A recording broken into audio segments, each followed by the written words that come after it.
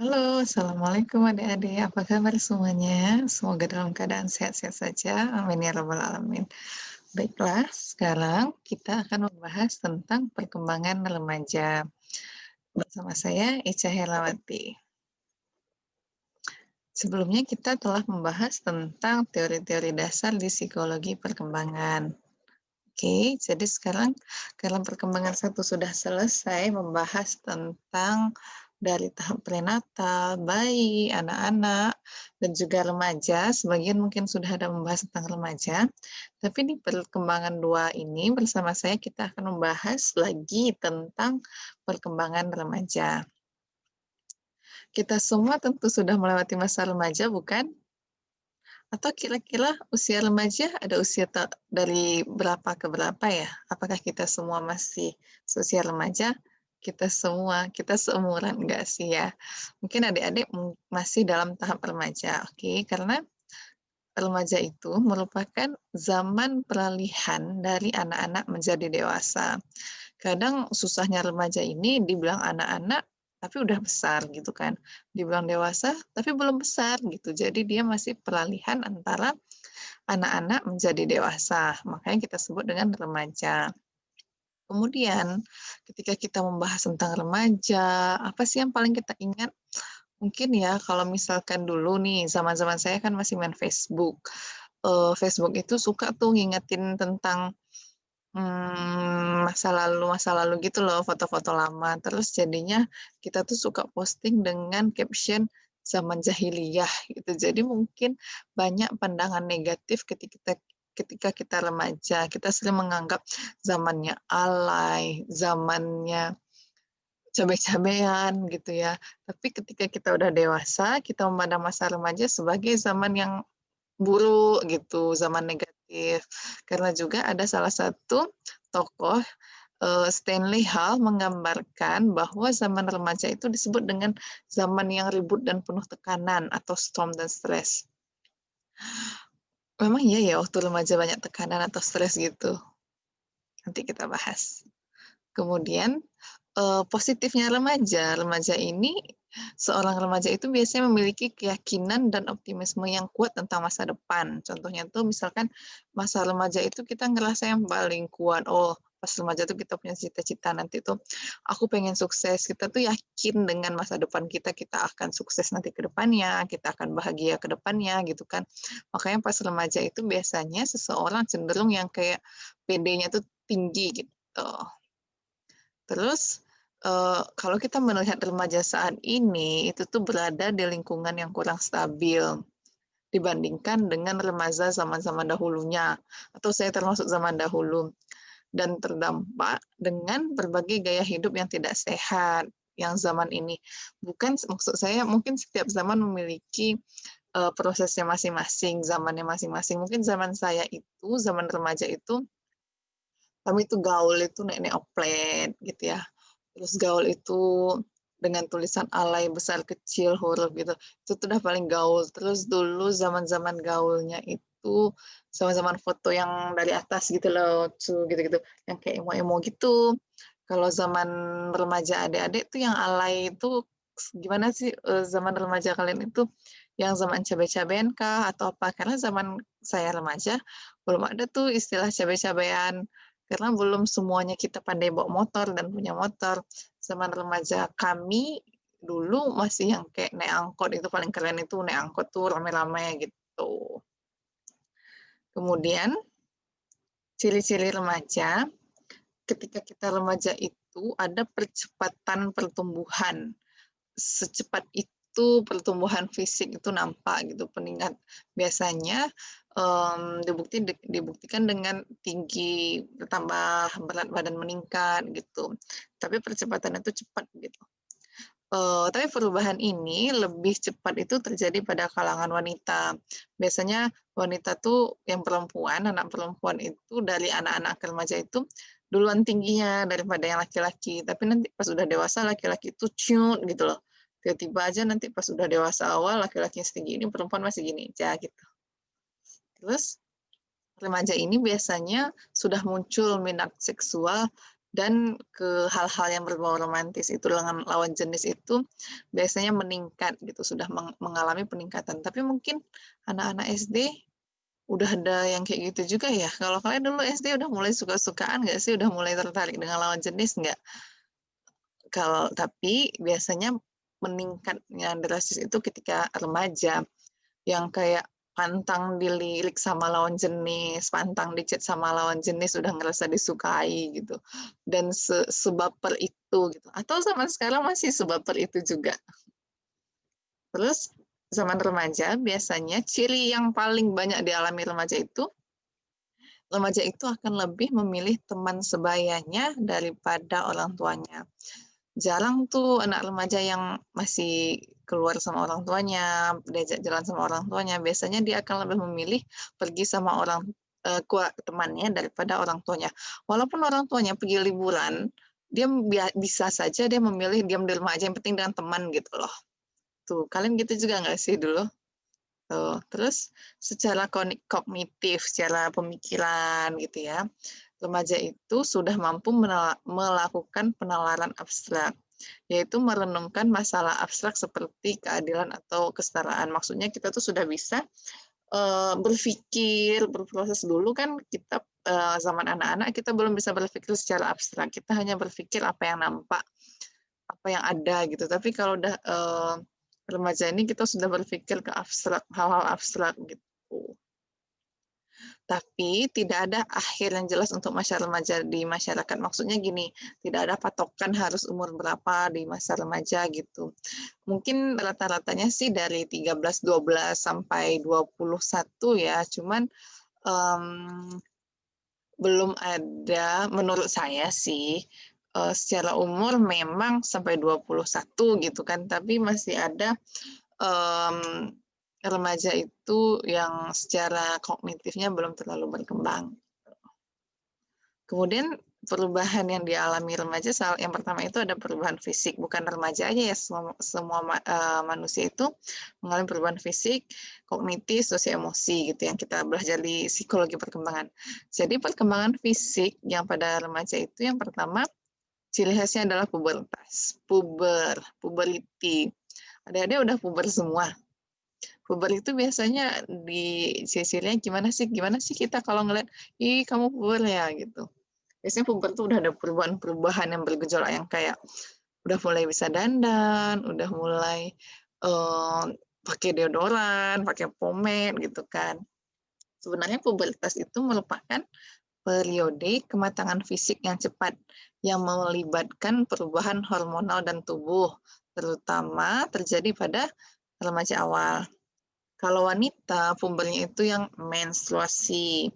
Adik-adik menstruasinya usia berapa? SD? Atau ada yang belum mens? Tapi kalau di pria itu, mungkin dia usianya bisa sama juga, cuman kurang perhatian gitu loh. Kurang ngeh gitu. Kalau kita perempuan kan udah masuk puber nih yang awal-awal mens itu yang kayak malu, kayak ngerasa bersalah gitu kalau mens, nggak tahu cara pakai softtek, pembalut maksud saya. Terus juga mau bertanya itu malu gitu. Jadi kurang perhatian. Sedangkan kalau laki-laki pubernya itu ditandai dengan sudah mimpi basah. Mimpi basah itu mimpi gimana sih? Ya, laki-laki tahulah ya. Terus faktor genetik berperan dalam menentukan pubertas. Kadang-kadang ada yang telat menstruasinya. Ini bisa difaktorkan oleh keturunan, makanan sih menurut saya belakangan ini kenapa anak-anak SD sudah mulai cepat halangannya karena faktor-faktor makanan kita belakangan yang lumayan cepat saji gitu. Terus juga karakteristik seks primer yang muncul yaitu wanita seperti menstruasi. Ketika wanita menstruasi, ini sudah bisa dia hamil kalau dia menikah gitu ya. Terus munculnya karakteristik seks sekunder, maksudnya daripada di wanita, perubahan perkembangan fisik yang nampak itu sudah mulai tumbuh payudara, rambut di kemaluan, terus pinggulnya sudah mulai membesar, sudah berbodi gitu istilahnya. Kalau laki-laki mungkin alat kelaminnya sudah bertumbuh gitu. gitu. Terus rambut wajah sudah mulai bereok-bereokan gitu. Terus ada rambut-rambut di kemaluan, terus bahunya mulai lebar gitu loh, lebih bidang gitu. Terus juga ada perubahan secara fisik, kalau laki-laki mungkin udah ada jakunnya gitu ya. Jadi perubahan fisik sih nampak, sangat-sangat nampak di proses remaja. Kemudian perkembangan kognitif, yaitu secara di otak kita apa sih yang berkembang gitu. Yang pertama, tahap operasi formal sudah masuk. Ini teori Jean Piaget tulisannya. Adik-adik udah belajar kan teorinya, nanti diulang lagi. Kemudian kemampuan menggunakan konsep abstrak kita itu sudah bisa mulai berpikir gitu. Pergeseran ke tahap bervariasi di antara individu. Beberapa tidak ada tahap mencapai ini, yang lain mencapai tahap ini lebih awal. Maksudnya, cara kita berpikir itu beda-beda, tergantung dengan pengalaman masing-masing. Jean Piaget itu membuat eksperimen klasik dengan ada beban-beban gitu. Contoh gini maksudnya. Ketika kita anak-anak, kita itu nggak bisa tuh menyeimbangkan benda. Terus ketika di usia 7 tahun, kita juga belum fase, maksudnya kita tidak bisa berpikir secara abstrak, secara nalar, kita tuh belum jalan gitu. Tapi seharusnya di masa remaja, di usia 14 tahun tuh kita tuh udah bisa berpikir nalar, menyeimbangkan kehidupan, seharusnya seperti apa gitu ya. Kemudian tentang perkembangan sosio-emosi, perkembangan lingkungan kita, pergaulan kita, dan emosi kita. Ada istilah yang sangat melekat pada remaja. Yang pertama itu egosentrisme. Remaja ini kadang suka dikenal dengan sifat egosentrismenya. Ada 4 contoh egosentrisme pada remaja. Yang pertama tuh istilahnya imaginary audiency, bahwa remaja ini berpikir bahwa semua orang tuh ngelihat dia, semua orang menonton dia, jadi dia ngerasa menjadi pusat perhatian gitu pas remaja. Kemudian ada istilah personal fable, yaitu remaja itu terkadang berpikir bahwa dia itu unik gitu, dia itu spesial gitu, dia ngerasa dia itu beda dengan yang lainnya gitu. Kemudian juga ada istilah hipokrisi, yaitu berpikir bahwa boleh saja bagi seseorang untuk melakukan sesuatu, tetapi tidak bagi yang lain. Remaja ini tuh paling nggak suka kalau dibanding-bandingkan gitu. Misalkan orang tua kita membandingkan anak yang lain tuh patuh kok di rumah, nanti dia bilang, aku kan nggak sama dengan itu, aku tuh berbeda, aku tuh kayak gini, Pak, Ma, gitu-gitu. Kita tuh suka yang kayak tidak suka dibanding-bandingkan. Terus ada istilahnya pseudo-stupidity, yaitu kita itu penggunaan logika yang terlalu disederhanakan. Kita tuh yang kayak terlalu main logika, misalkan kok kakak boleh sih keluar malam, kok ada nggak boleh, misalkan kita pas remaja gitu tuh ngerasa yang kayak main logika, kalau itu ya aja, nggak bisa kita tidak, pemecahan masalah kita itu belum terlalu bagus, kita tuh suka yang kayak istilahnya pseudo stupid kan, kita agak pikiran bodoh sih menurut saya. Jadi yang kayak kita kok dia bisa punya iPhone sih, aku nggak, jangan-jangan aku nih mama nggak sayang sama aku. Kita tuh ngerasain kayak kalau udah kena marah sedikit tuh kayak pengen kabur dari rumah, kayak mama tuh benci sama kita hanya karena tidak dibelikan iPhone misalkan, kayak gitu. Egosentrisme remaja sih gitu. Kemudian ada perkembangan sosial, bahwa kehidupan sosial remaja itu banyak melakukan tingkah laku yang menyimpang atau memisahkan diri dari keluarga. Yang tadi itu, bahwa karena kita suka yang egosentrisme tadi ya, kita ngerasa bahwa keluarga kita tidak memahami kita, karena kebanyakan hidup kita di keluarga kan, jadi kita ngerasa mama papa itu nggak memahami aku, teman aku yang paling memahami aku gitu, makanya kita suka memisahkan diri dari keluarga zaman remaja. Kemudian perkembangan sosial emosi lainnya itu perkembangan emosi yang zaman badai dan stres. Memang menggebu-gebu banget tuh remaja yang kayak sensitif amat. Misalkan ngelihat ada kawan yang sinis ngeliat kita ngerasa, kenapa ya dia benci sama aku, ngapa aku ya gitu, kayak ngerasa nggak disukai seutuhnya gitu, padahal bisa aja dia belekan kan, makanya dia lihat kita kenapa gitu, tapi kita udah seuzon aja gitu bawaannya. Terus juga, tapi positifnya kebanyakan remaja itu happy gitu, orangnya bisa menyesuaikan diri dengan baik gitu. Biasanya remaja itu yang kayak suka berteman gitu. Terus ada area masalah yang dialami remaja itu, paling banyak itu konflik orang tua dengan anak. Kita pas remaja itu ngerasa yang kayak paling tidak difahami gitu kadang-kadang ya. Ini kita bahas remaja yang sisi negatifnya. Kemudian banyak perubahan mood swing banget kalau pas remaja, sadar diri kita tuh yang kayak nggak pedean, terus suka canggung, terus ngerasa kesepian, ngerasa diabaikan, ngerasa tidak ada yang memperhatikan gitu ya. Terus suka melakukan hal-hal yang berisiko, agresif, terus perilaku berpacaran ini yang tidak pada tempatnya, tidak pada usianya. Terus kalau di luar negeri itu banyak perilaku bunuh diri, terus penggunaan zat atau alkohol gitu. Pas remaja, kenapa ya? Kenapa remaja segampang itu? Oke. Selanjutnya, perkembangan sosial emosinya itu kenapa ya? Karena secara teoritis remaja itu kita mengalami krisis identitas. Hal ini sesuai dengan teori Erik Erikson tahap kelima. Teori Erik Erikson ini ada 8 tahap nih. Ayo siapa yang hafal komen ya di bawah ya. Apa aja nih tahap 1 sampai 8. Sedangkan remaja itu berada pada tahap kelima, yaitu tahap identitas versus krisis identitas. Maksudnya di sini adalah remaja mengalami proses perkembangan mencari identitas diri. Konsep krisis maksudnya di sini adalah perkembangan identitas di mana remaja membuat pilihan di antara berbagai alternatif. Maksudnya kita mencari kira-kira kita akan ke arah menjadi pribadi yang seperti apa gitu kan. Kan banyak pilihan tergantung kita bertemannya dengan siapa, kita memilih melanjutkan sekolah di mana, jurusan apa gitu. Terus ada 4 status identitas. Jadi tidak semua orang mengalami krisis identitas yang sama gitu. Yang pertama ada identity diffusion. Status ini berlaku pada remaja yang belum mengalami krisis atau belum membuat komitmen apapun sehingga dia tidak merasa krisis identitas. Maksudnya dia tidak menghadapi proses pencarian identitas karena dia tidak ada memilih sesuatu gitu. Dia slow aja gitu hidupnya.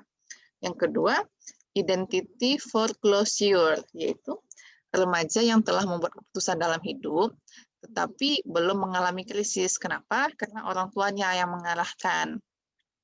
Contohnya misalkan, biasanya remaja itu kan sibuk mau kiblat gaya yang seperti apa, atau dia pengen masuk sekolahnya, sekolah yang gimana, pergaulan seperti apa.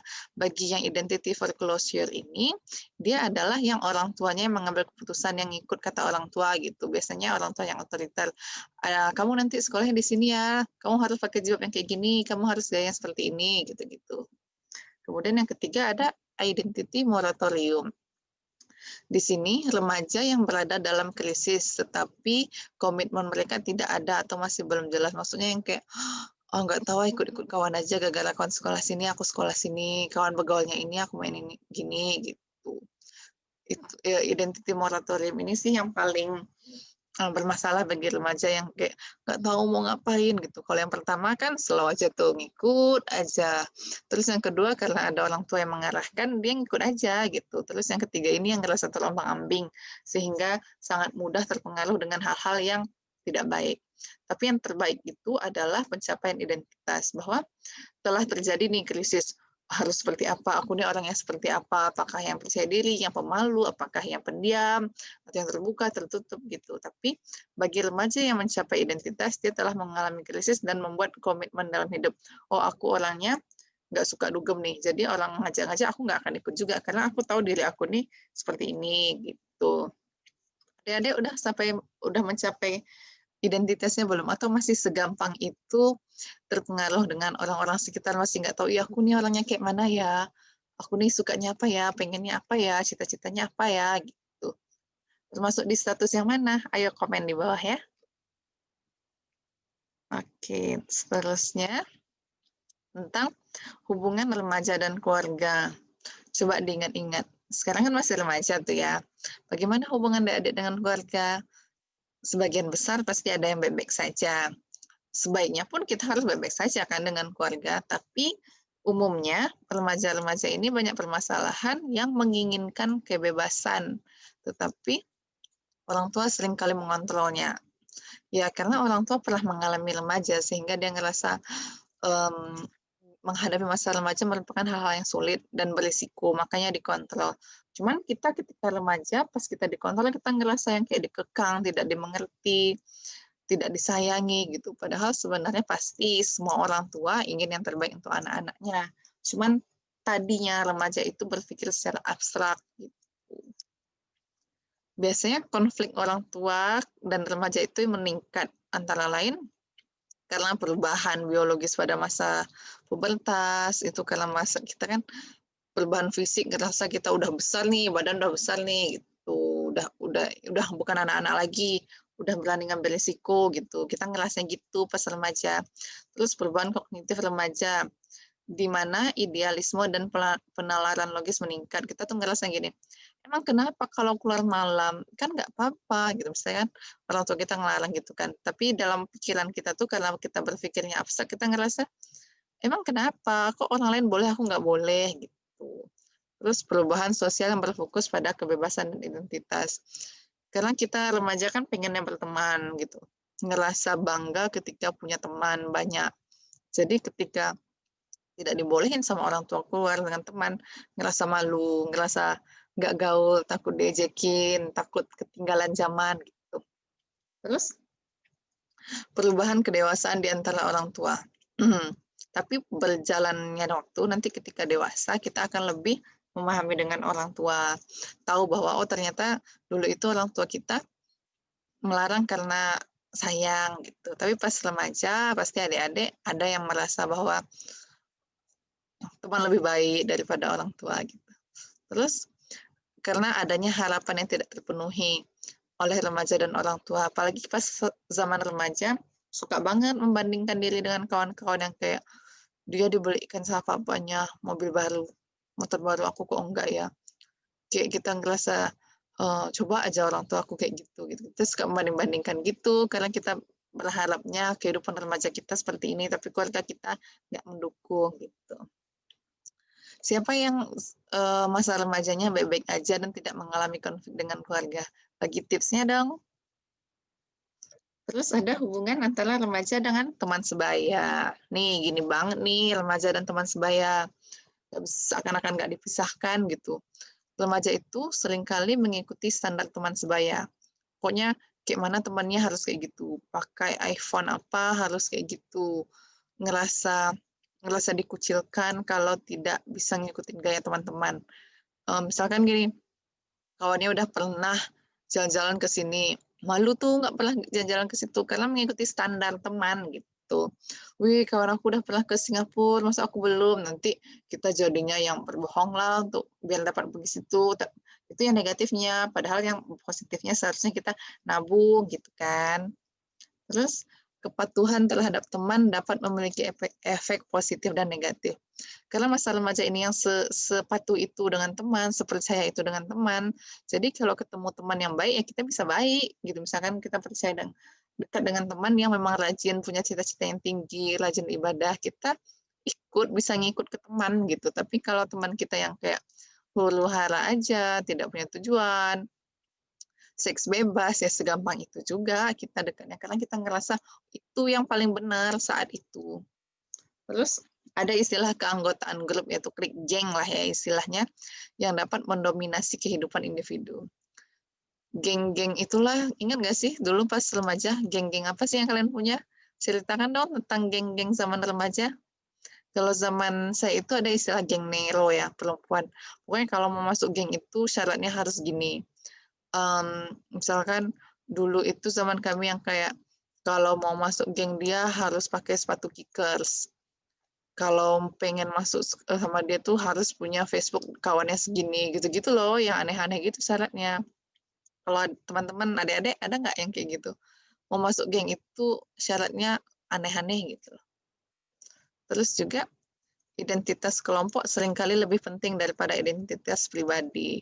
Itu tadi karena kita ngikutin teman-teman yang kayak kalau teman-teman kita yang paling gaul, paling keren di sekolah, kita ikut kayak gitu juga gitu. Jajannya banyak, kita banyak juga, padahal sebenarnya nggak mampu gitu.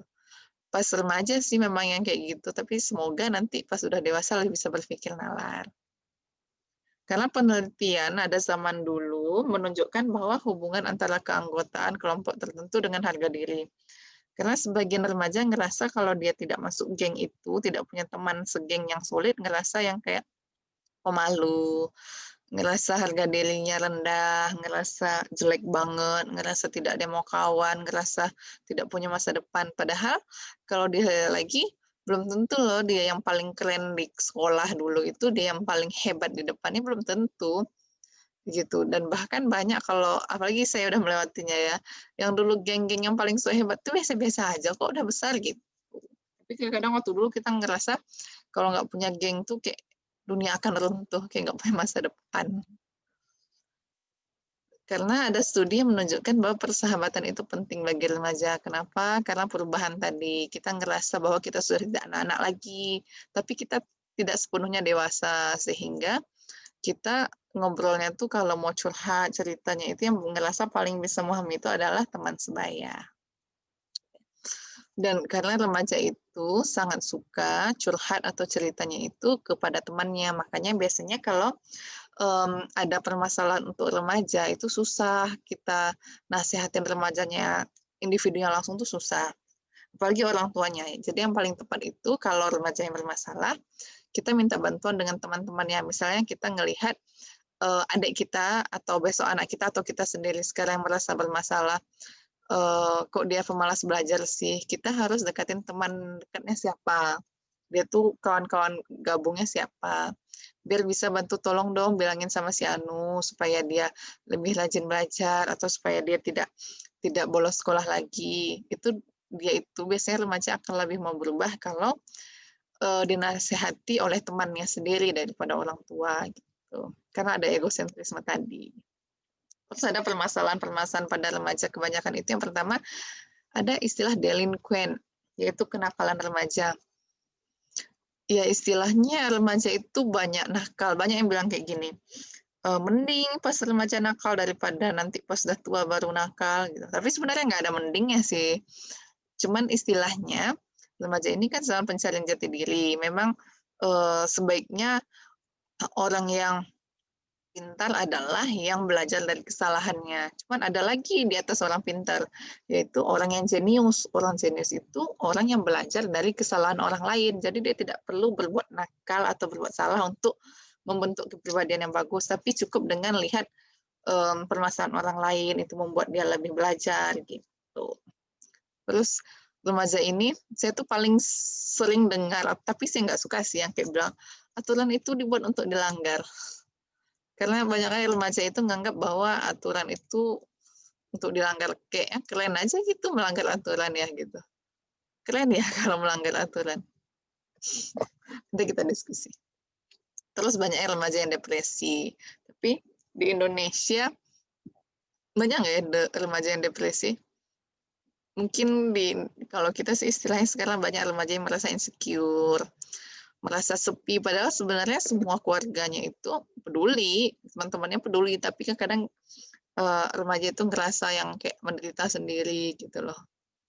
Terus ada permasalahan di dating, berpacaran itu, gaya pacaran yang tidak sepatutnya. Emang remaja itu harus banget ya pacaran. Memang pacaran itu menunjukkan identitas diri harus gimana gitu kan. Apalagi yang menyedihkan remaja sekarang itu gaya berpacarannya itu udah yang kayak melebihi daripada suami istri. Itu kenapa ya, adik-adik? Nanti kita diskusi. Banyak kali sih masalah permasalahan remaja, tapi saya sangat miris kalau membaca atau mendengar tentang remaja yang sudah tidak perawan lagi, remaja yang semuanya sudah melakukan penyimpangan seksual gitu. Ini jadi PR untuk kita semua sih, biar tidak terjadi yang seperti ini. Terus penggunaan media sosial. Oh ya, karena dunia kita zaman era-era industri seperti ini kan tidak mungkin kita tidak menggunakan media sosial. Cuman banyaknya penggunaan media sosial yang tidak sepatutnya, banyak yang cyberbullying jadinya, terus juga TikTok-TikTokan. Tapi TikTok seru sih kalau dibawa positifnya, maksudnya kita anggap sebagai olahraga, have fun, tuh biar nggak terlalu kesepian gitu kan. Yang penting tidak ke arah hal-hal yang negatif. Dan lain-lain. Apa aja sih masalah-masalah zaman remaja? Masalah keuangan masuk nggak sih pas remaja? Tuh. Terus ada tentang remaja menurut Islam. Dari tadi itu kita banyak yang bahas tentang negatifnya remaja aja ya. Padahal di dalam Islam, remaja itu lebih banyak positifnya loh. Tapi di dalam Islam itu tidak menggunakan istilah remaja. Karena dalam Islam itu yang adanya itu istilah anak-anak dan dewasa. Perbedaan antara istilah anak-anak dan dewasa itu terletak pada balik, gitu. Akil balik itu. Yang membedakan itu hanya hukum, maksudnya sudah ditandai dengan sudah baliknya dia menanggung dosa sendiri, hukumnya boleh tidaknya menanggung dosa sendirinya itu kan. Jadi di dalam Islam istilah remaja itu lebih dikenal dengan istilah pemuda. Di dalam Islam pemuda itu dianggap sebagai harapan umat, terus juga dianggap sebagai penerus kepemimpinan. Karena kalau kita lihat remaja sekarang, atau saya pun ngerasa dengan kelakuan-kelakuan jahiliyah kita yang dulu, nanti kita ke depannya mau jadi apa ya? Bisa nggak sih kita memimpin kehidupan dunia gitu. Terus juga di dalam Islam memandang remaja itu sebagai agent of change, agen perubahan, perilaku perubahan. Kira-kira kalau kita semua nge-TikTok, remaja semua nge-TikTok nggak alay, terus kita pas udah dewasa gitu juga nggak sih? Pemuda dalam Islam itu identik dengan hal yang positif. Di dalam Islam itu selalu memandang pemuda itu yang positif. Apalagi yang paling terkenal itu kisah pemuda di surat Al-Kahfi. Siapa yang tahu ceritanya? Ayo ceritain. Di dalam Islam itu Rasulullah pernah bersabda, tidak ada yang bergeser kedua kaki anak Adam di hari kiamat dari sisi Robnya hingga ditanya tentang 5 perkara. Yang pertama, tentang umurnya untuk apa ia habiskan. Yang kedua, tentang masa mudanya untuk apa ia dia gunakan. Yang ketiga, tentang hartanya, dari mana ia dapatkan. Yang keempat, dan ia belanjakan untuk apa, dalam hal apa. Yang kelima, dan apa saja yang ia telah perbuat dari ilmu yang dimilikinya. Kita bahas tentang masa mudanya apa yang ia gunakan. Saya pun kalau ditanya sekarang tentang itu, kadang bersyukur dimasukkan ke sekolah yang Islam. Padahal di awalnya itu ngerasa, ngapain sih sekolah ini nggak gaul gitu misalkan ya. Tapi ketika udah dewasa ngerasa keputusan yang sangat tepat ternyata walaupun yang kita sukai tentang menghabiskan masa mudanya. Kadang-kadang anak muda ini harus dipaksa gitu loh menurut saya. Kayak kalau nggak karena sekolah mungkin nggak hafal itu ayat-ayat, nggak tahu tuh sholat sunat kalau nggak harus dipaksa dari sekolah misalkan gitu. Kita adik-adik ngabisin masa mudanya untuk apa ya? Apa sih prestasi-prestasi ketika masa muda? Terus um, apa sih paling hal positif yang terjadi ketika masa muda? Ayo komen. Terus juga ada hadis tentang ada 7 golongan manusia yang akan mendapat naungan Allah di hari yang tidak ada naungan, di hari kiamat, yaitu salah satunya adalah seorang pemuda yang tumbuh dalam ibadah atau ketaatan pada Allah. Jadi bagi saya perkembangan remaja zaman sekarang ini, zaman akhir-akhir ini juga yang kayak ada campur tangan yang tidak Islam, bukan berarti agama lain ya, maksudnya duniawi banget gitu yang kayak istilahnya remaja ini sekarang dikacau dengan hal-hal yang negatif sehingga nampaknya remaja ini zaman jahiliyah aja. Jadinya kayak nggak akan bisa kita memimpin masa depan dan menghancurkan negara, entah menghancurkan diri sendiri atau menghancurkan agama sendiri. Karena banyaknya pengaruh-pengaruh modernisasi yang tidak sesuai dengan agama dan budaya kita. Gitu. Jadi Karena kita sudah melewatinya, tidak bisa terulang lagi, mari kita ambil pelajaran dan merenungi masa remaja yang telah kita lewati, kira-kira kalau ditimbang amal kita, seberapa banyak ya zaman remaja kita berbuat amal, gitu. Nauzubillah. Jadi, bagaimana dengan masa remaja Anda? Ayo cerita, masa remaja adik-adik gimana? Oke, nanti kita diskusi lagi, silahkan komen di bawah. Bye-bye, assalamualaikum.